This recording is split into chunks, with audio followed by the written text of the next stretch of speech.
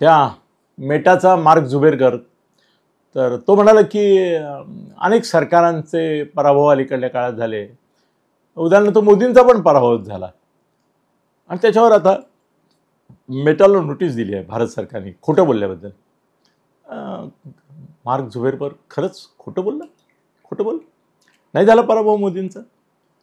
अरे 400 पार ना, निर्विवाद बहुमत ना गेल्या वेळेला, मग तिथून आलात कुठे तुम्ही? खाली आलात ना. 272 सुद्धा नाही ना क्रॉस करू शकलात. त्या नितीश कुमार आणि याच्या बळावर आहात ना, म्हणजे पराभव झाला की हो मोदींचा. तो काय खोटं बोलला? आणि त्यांनी जगाच्या 150 राष्ट्रांचा ॲनालिसिस करून एक 10-15 महत्त्वाच्या राष्ट्रांचं सांगितलं, तर तुमचं नाव घेतलं. एवढे कशाला डिस्टर्ब होता? झालंय तर झालंय. तुम्ही यांना दोघांना बरोबर घेतलं तेव्हाच तुम्ही पराभव मान्य केले आहेत.